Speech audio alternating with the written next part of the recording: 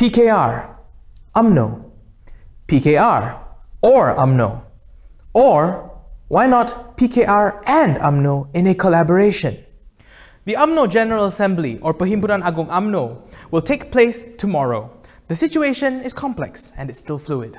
Well, the UMNO General Assembly back in 2019 had passed the motion which is no Anwar, no DAP. Could that be changing this year? PKR's Anwar Ibrahim says he's been talking to UMNO, but UMNO's Ahmad Zaid Hamidi says that didn't happen. Is Anwar talking to the wall? We spoke to a couple of experts to find out if they could make some sense of this situation. It is very important that they work together if they want to have a chance in the coming election. This is because Bersatu, although a young party, small party, but it is a party that belongs to the Prime Minister. And we know what the powers of incumbency can do. So I think it would be a mistake to think that Bersatu will not be a tough competitor in the election. It will be a mistake. Especially now we have seen defections from various parties. And I won't be surprised if there will be more crossover to Bersatu in the coming months. So for PKR and UMNO to take the attitude that, oh, we can handle this on our own, and not being forthright about collaboration, not being candid about it, I think it's a mistake. A PKR-UMNO collaboration? That's like an explosive reaction waiting to happen, or perhaps like water and oil. PKR has long stood by their commitment to reformasi, while UMNO has maintained that only they are able to govern Malaysia properly. I think to describe all these political parties based on their past characteristics is not accurate. Again, as I said, things evolve. Political parties evolve, leaders evolve and change. So what I think is that if PKR alliance collaborate with UMNO, I think it will provide a strong government, a strong, stable government. And I think we must not be too worried about what happened in the past. What is important is, what do we do with this collaboration? What do we do with this majority that you have? It's always important to remember, it's not just having a majority, it's what you do with it. So this is where I think it's also historic in the sense that on the side of PKR and DAP, they say UMNO is a racist party, and UMNO also used to describe, or still describe DAP as a racist party. So we cannot go on like this. So it's about time both racist groups sit down and find a solution. The country has to move forward, and both cannot be right. Are you convinced that this odd friendship can blossom? Maybe you can leave a comment down below to tell us what you think. When it comes to politics and support bases, parties count on their most loyal members, their grassroots. They're often individuals who are sold on the party's vision. But if something has got to give for this alliance to be formed, how will the grassroots take it? You do horse trading. But you cannot do horse trading at the elite level. You need to go all the way down to the grassroots so people would accept it and say, well, we don't get everything we want, but this is the best deal we can get at this stage. Now, if that message gone down, you would be able to get votes, and after elections, you can implement those promises and consolidate your power. No, the grassroots must be realistic too, especially the urban grassroots. Sometimes they think reform, so long as they talk about reformasi, they are happy with it. What is the meaning of reformasi if you cannot govern? You still have to govern, you still have to win the seat, you still need a strong government. And you cannot be deterred by your experience of the past. As much as the non-Malays or the Malays have bad experiences with each other, or with the politics of UMNO or DAP or PAS. I think we must be able to move forward. We must be able to have confidence that things will be different. Besides the grassroots, the grand support base consisting of voters who took to the polls in 2018 and cast their ballot for the PKR flag, they may be feeling betrayed by this union. You can decide to vote in any way you like, because that's your choice. But I hope that you make the right choice, that your vote is not wasted. Your vote is towards forming a government. Your vote is towards making compromise. Your vote is towards making a workable government for all Malaysians.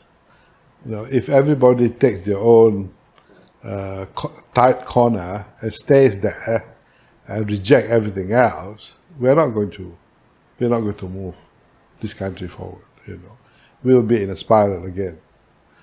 You must remember that at stake in this country is the democracy, or the democratic system that we have. At stake in the country is the poverty that we have. The gap between the rich and the poor is so wide. The gap in education is so wide. The gap in digital know-how is so wide. Everything is stacked against the poor people, against ordinary people. So if you don't change, how do we restore or at least address these issues? We can't. So we cannot be so selfish as to be so, what I call it, righteous in your own view, that only your view counts. You have to look as a whole. Now, on the topic of collaboration, UMNO Supreme Council has decided that their work with Bersatu will come to an end when the next general election is called. But this is still up for debate this weekend at the UMNO General Assembly. Is UMNO going to make a wise strategic move, or are they going to discard a golden opportunity that was presented to them in the form of their current role in the Perikatan Nasional government? You can see UMNO and Bersatu as two brothers going after the same love interest. How can the two brothers coexist peacefully unless they strike out a deal of demarcating their interests? Which means that if one party decide they agree on certain geographical division of labor, one party decide to become a southern party, the other one become a northern party, so to speak, then you probably can find a solution. Or you have a different electoral system that allow the two parties to sort out their competitions, which we don't.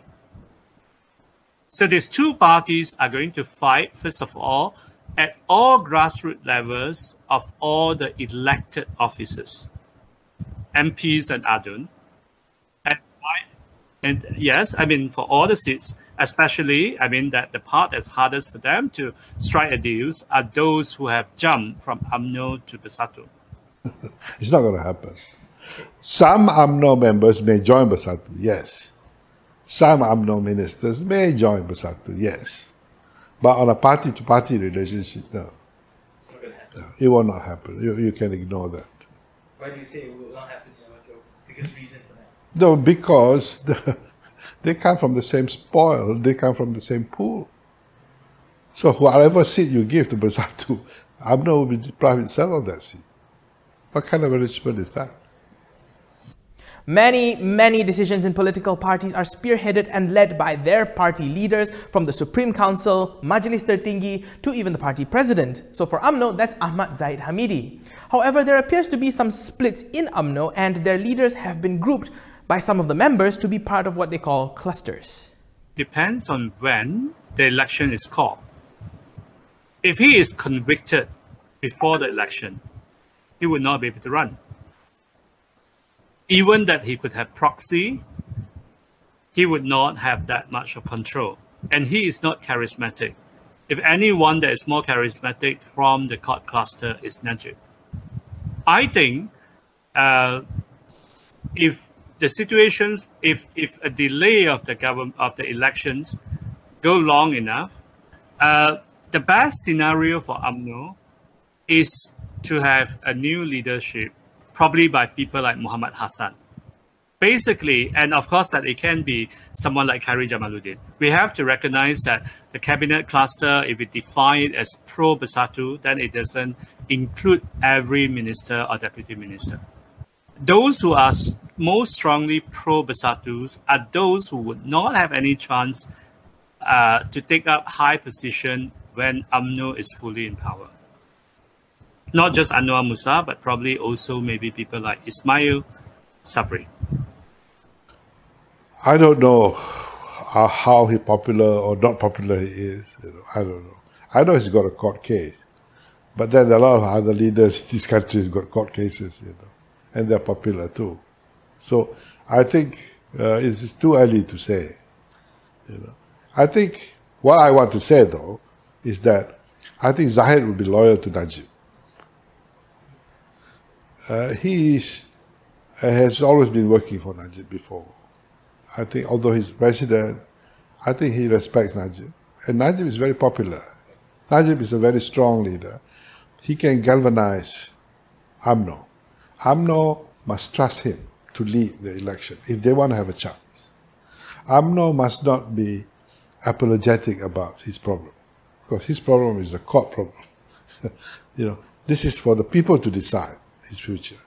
And I think Najib, if he mobilizes UMNO, if UMNO allows him to lead in the coming election, and if they work together with Pakatan, I think there will be a formidable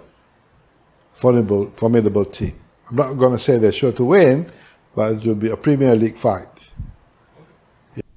Several analysts and pundits have said that Malaysia's future is going to be around coalition politics and that the days of a single party rule are now over. Even GE14 was fought through coalitions, and now with even more parties entering the race, such politics look more imminent than ever before.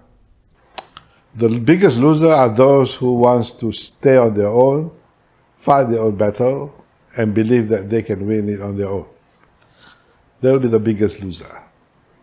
And the biggest winner will be those who are willing to work together, willing to be humble about this, approach the task of winning election in a very realistic way. That would be the biggest winner. Parties aside, let's talk about you, the average voter. Do you stand to win, or do you stand to perhaps even lose, depending on how you cast your vote in the next election? It depends really on how we play out our game, and that's not just about the politicians, but voters. In the best scenario, that the voters would win, because we would have more realistic party, more solid parties who realize that they cannot win by just becoming incumbents. So they have to compete with programmatic differences. That's one possibility. In the worst scenario, it will be the whole country as well, because we may, most Malaysians may lose any hope or trust on democracy, and that paved way for the rise of some populist leaders, not so much like businessmen like Trump, but leaders who harp on ethnicities and religion, but who are not readily politicians. That would be the worst for us, because you would have very narrow-minded politicians with no experience. So we can be better than now or worse than now. Depends on all of us, not just the politicians, but the voters as well. How do we play our card? So don't give up hope. If you give up hope, your enemy would be very happy, whoever you are.